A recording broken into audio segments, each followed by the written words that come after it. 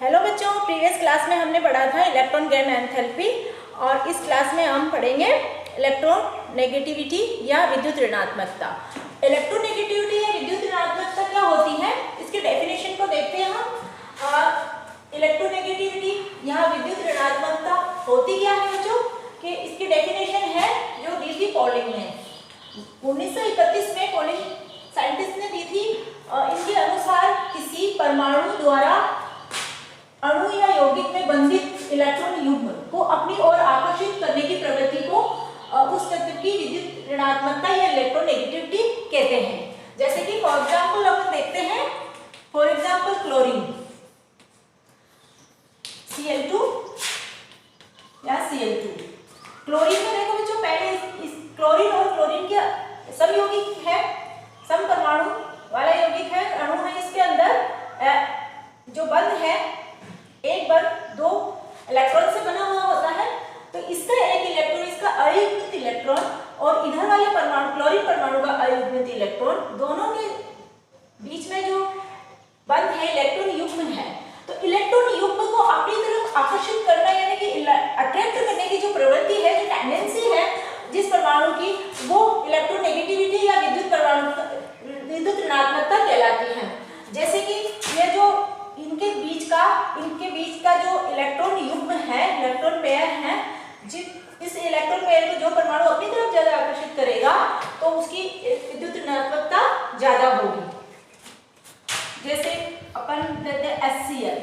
अब HCl के अंदर है हाइड्रोजन और क्लोरीन। हाइड्रोजन और क्लोरीन के बीच का जो बंध है, इस बंध के अंदर हाइड्रोजन का एक इलेक्ट्रॉन और क्लोरीन का एक इलेक्ट्रॉन, तो इनसे जो बीच के बंध में होता है इलेक्ट्रॉन पेयर, तो इलेक्ट्रॉन पेयर को जो परमाणु अपनी तरफ ज्यादा अट्रैक्ट करेगा उसकी विद्युत ऋणात्मकता ज्यादा होगी। जैसे कि इनके बीच के जो इलेक्ट्रॉन पेयर हैं, इन दोनों के बीच का, उस इलेक्ट्रॉन पेयर को क्लोरीन अपनी तरफ ज्यादा अट्रैक्ट करेगा, यानी कि इलेक्ट्रॉन पेयर किधर चला जाएगा, क्लोरीन की तरफ।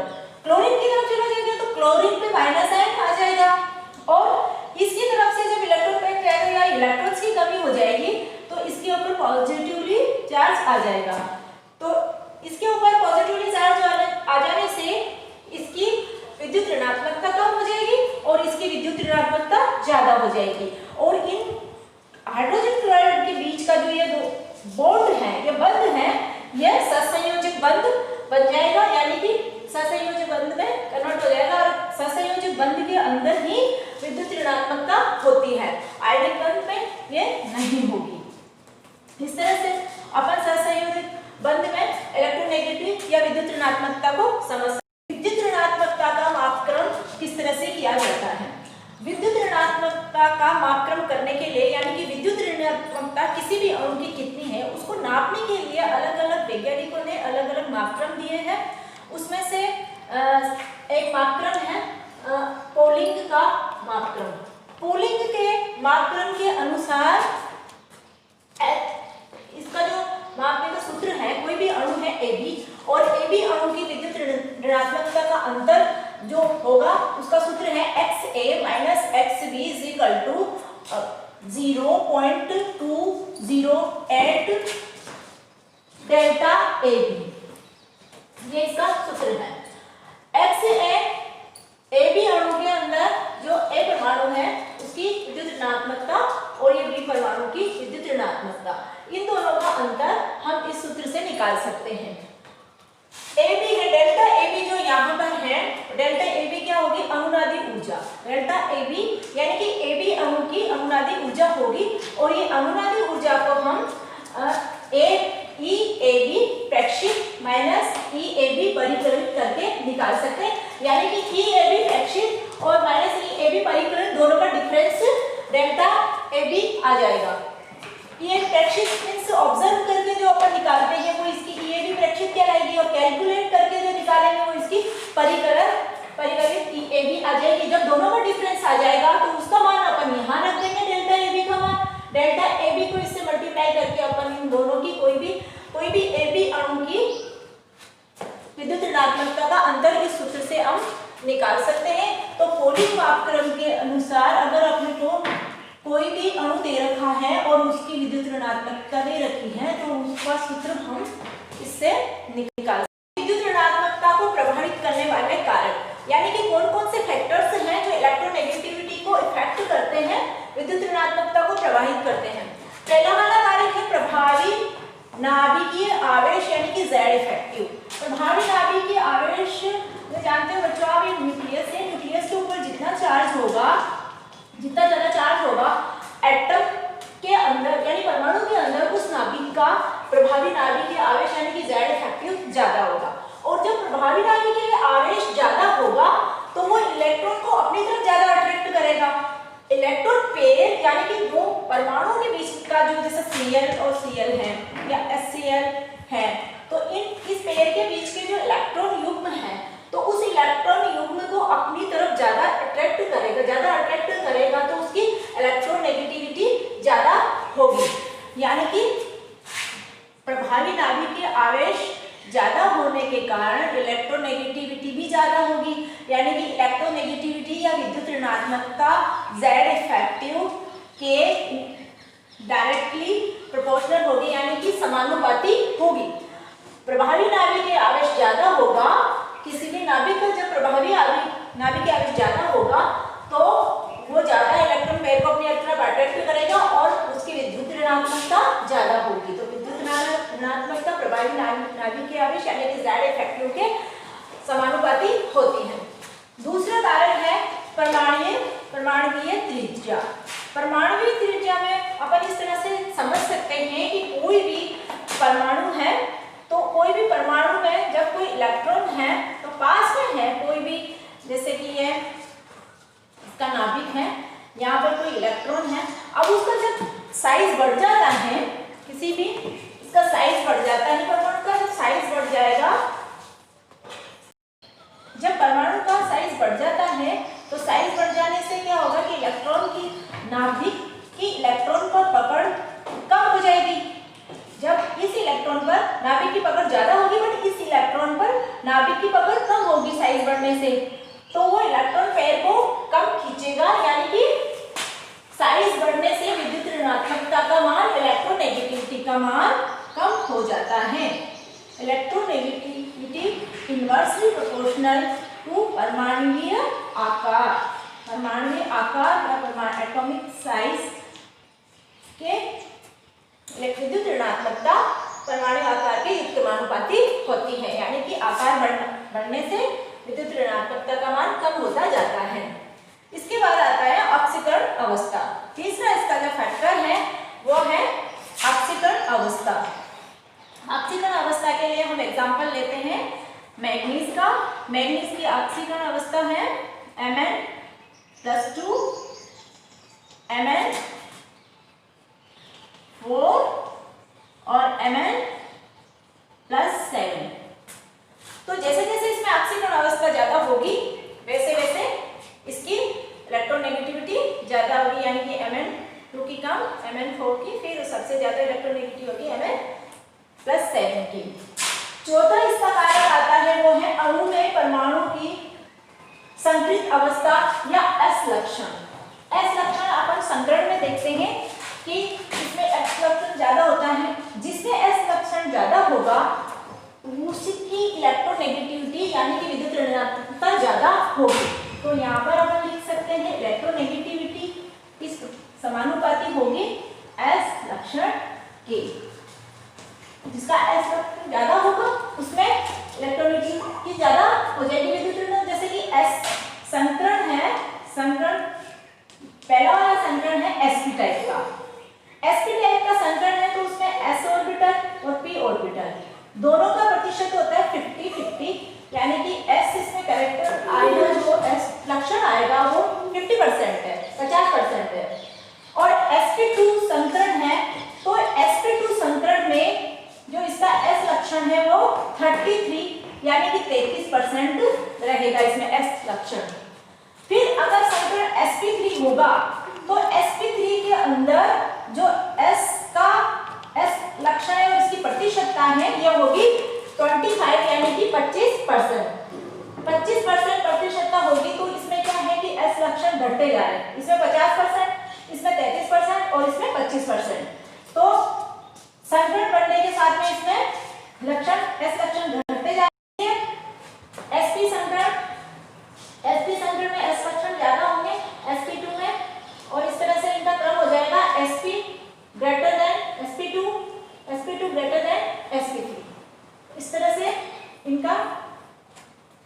ये क्रम हो जाएगा।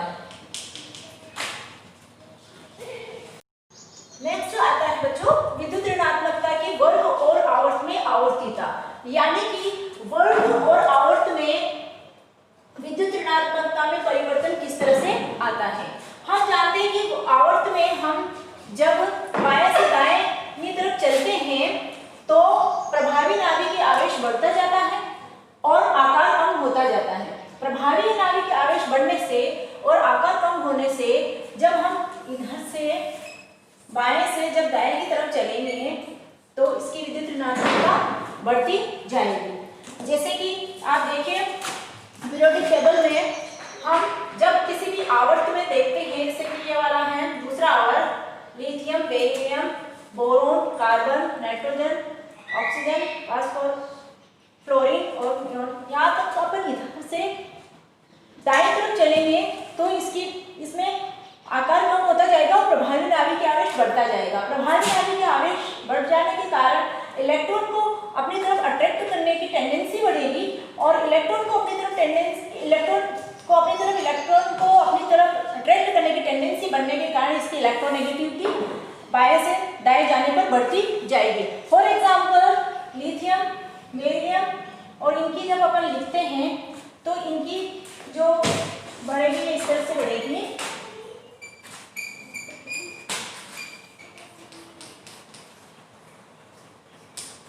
इनकी जो इलेक्ट्रोनेगेटिविटी के मान होंगे 1.0 तो 1.5 का 2.0 2.5 की 3 और इसकी 3.5 और इसकी हो जाएगी 4.0, यानी कि लिथियम की इलेक्ट्रोनेगेटिव है 1, इसकी 1.5, बोरोन की 2, कार्बन की 2.5, नाइट्रोजन की 3 और ऑक्सीजन की 3.5 और फ्लोरीन की सबसे ज्यादा 4 हो जाएगी। यानी कि जब अपन आवर्त में बाएं से दाहिनी तरफ चल रहे हैं इस तरह से तो इनकी इलेक्ट्रोनेगेटिविटी बढ़ती जा रही है क्योंकि प्रभावी नाभिक के आवेश ज्यादा हो रहा है और साइज कम होता जा रहा है। जब हम वर्ग में देखेंगे तो वर्ग में क्या होता है बच्चों, वर्ग में आपको पहले भी बताया कि वर्ग में जब हम ऊपर से नीचे की तरफ जाएंगे यानी कि hydrogen, lithium, sodium, potassium, rubidium, caesium, francium, तो इनका आकार बढ़ता जाएगा। नीचे ऊपर से नीचे की तरफ जाएंगे वर्ग में तो इनका आकार बढ़ता जाएगा। आकार बढ़ने के कारण इनमें प्रभावी नाभिक के आवेश कम होता जाएगा और इलेक्ट्रॉन को अट्रैक्ट करने की प्रवृत्ति कम हो जाएगी, इसलिए इनकी इलेक्ट्रोनेगेटिविटी कम होती जाएगी। यानी कि हाइड्रोजन इनकी जब अपन नीचे जाएंगे तो इधर इलेक्ट्रोनेगेटिविटी के मान कम होता जाएगा और इस साइड जाएंगे तो इलेक्ट्रोनेगेटिविटी का मान बढ़ता जाएगा। यानी कि आवर्त में इलेक्ट्रोनेगेटिविटी का मान बढ़ता है और वर्ग में कम होता जाता है। इसके बाद देखते हैं बच्चों, ये तो हो गई कि वर्ग में और आवर्त में आवर्तिता। अब हम देखते हैं कि जो पीरियोडिक टेबल में वर्ग 18 यानी कि 0 ग्रुप की जो अक्रिय गैसें हैं, helium, neon, argon, krypton, xenon, radon, इनकी जो इलेक्ट्रोनेगेटिविटी है ये 0 क्यों होती है। इसका रीजन है कि यहाँ पर जाते जाते पी कक्षा की ऑर्बिटल पूरा हो जाता है, इनका इलेक्ट्रॉन विन्यास होता है Ns2 Ns2 Np6। ये ग्रुप 18 के एलिमेंट अक्रिय गैसें जो होती है, अक्रिय गैसें ग्रुप 18 के जो एलिमेंट्स होते हैं उनका इलेक्ट्रॉन कॉन्फिगरेशन हो जाता है Ns2 Np6, यानी कि इसमें p ऑर्बिटल फुलफिल्ड हो जाता है, स्थायी कक्षक हो जाता है, ये मोल स्टेबल हो जाता है। तो मोल स्टेबल होने के स्थायी कक्षक हो जाने के कारण इनमें अबंधित इलेक्ट्रॉन, नॉन बाउंडेड इलेक्ट्रॉन्स नहीं होते, इसलिए इनकी ये 0 इलेक्ट्रोनेगेटिविटी यानी कि विद्युत ऋणात्मकता 0 होती है, क्योंकि ये इनमें p कक्षक में इलेक्ट्रॉन फुल फिल्ड है, ये भी फुल फिल्ड है, तो फुल फिल्ड होने से ज्यादा स्थायी होने के कारण। अब देखते हैं विद्युत ऋणात्मकता के अनुप्रयोग, यानी कि विद्युत ऋणात्मकता के अनुप्रयोग कौन कौन से होते हैं। एप्लीकेशन ऑफ द इलेक्ट्रोनेगेटिविटी, यानी इलेक्ट्रोनेगेटिविटी की सहायता से हम किन किन चीजों को फाइंड आउट कर सकते हैं। पहला है धात्विक और अधात्विक गुण। धात्विक और अधात्विक गुण हम इलेक्ट्रोनेगेटिविटी के द्वारा ज्ञात कर सकते हैं। अगर विद्युत ऋणात्मकता का मान ज्यादा है तो धात्विक गुण भी ज्यादा होंगे, अधात्विक गुण ज्यादा होंगे। इसको हम ऐसे समझ सकते हैं जैसे कि हम आवर्त में बाएं से दाएं की तरफ चलते हैं तो इस साइड में विद्युत ऋणात्मकता बढ़ती जाती है, विद्युत ऋणात्मकता बढ़ती जाएगी तो अधात्विक गुणों का मान बढ़ता जाएगा, और जब हम विद्युत ऋणात्मकता का मान कम हो जाएगा और धात्विक गुण बढ़ते जाएंगे। इस तरह से हम विद्युत ऋणात्मकता के द्वारा धात्विक और अधात्विक गुणों का मान ज्ञात कर सकते हैं। दूसरा इसका अनुप्रयोग है सहसंयोजक बंध में आंशिक आयनिक गुण, यानी कि कुछ सहसंयोजक बंध जो होता है, सहसंयोजक बंध में भी कुछ आयनिक गुण आ जाते हैं, आयनिक प्रॉपर्टीज आ जाती है, तो उस आयनिक गुण को कितने आए सहसंयोजक बंध में उसको ज्ञात करने के लिए, उसकी प्रतिशतता को ज्ञात करने के लिए, प्रतिशत आयनिक गुण को ज्ञात करने के लिए सूत्र जो दिया जाता है वो है 16xa - xb + 3.5 xa - xb का होल स्क्वायर। xa और xb यहाँ पर किसी भी ab अणु में a परमाणु उसकी विद्युत ऋणात्मकता है xa और b परमाणु उसकी विद्युत ऋणात्मकता है xb, तो इन दोनों का डिफरेंस और इस दोनों का डिफरेंस का होल स्क्वायर को अगर अपन ऐड कर देंगे तो इसमें प्रतिशत आयनिक गुण आ जाएंगे। इस तरह से विद्युत ऋणात्मकता का उपयोग प्रतिशत आयनिक गुण निकालने में भी किया जा सकता है। इस फॉर्मूले के ऊपर न्यूमेरिकल्स आते हैं, एग्जाम में क्वेश्चंस आते हैं, तो आप ये फॉर्मूला याद रखिए, उसके बेस पे आप वो क्वेश्चंस सोल्व कर सकते हैं। डायरेक्ट इसके ऊपर क्वेश्चन आ जाएगा, इसलिए फॉर्मूला इंपॉर्टेंट है, इसको याद करना जरूरी है। इसमें प्रतिशत आयनिक गुण पूछे जाते हैं परीक्षा में कई बार। तीसरा इसका अनुप्रयोग है ऑक्साइड की अम्लीय और क्षारीय प्रकृति ज्ञात करना। कोई भी ऑक्साइड बन रहा है, मेटल जब ऑक्सीजन से रिएक्शन करती है तो उसका मेटल ऑक्साइड बनता है, तो ऑक्साइड की अम्लीय ऑक्साइड जो बना वो अम्लीय प्रकृति का है कि क्षारीय प्रकृति का है, उस प्रकृति को ज्ञात करने के लिए अपन विद्युत ऋणात्मकता का यूज करते हैं। अगर कोई भी ऑक्साइड है उसकी विद्युत ऋणात्मकता है XO और कोई भी मेटल है M4 मेटल यानी कि धातु, तो उसकी विद्युत ऋणात्मकता है XL, और कोई भी ऑक्साइड है उसकी विद्युत ऋणात्मकता यानी कि इलेक्ट्रोनेगेटिविटी है X0। इन दोनों का डिफरेंस अगर 2.3 के बराबर या इससे ज्यादा हो तो ऑक्साइड क्षारीय प्रकृति का होगा।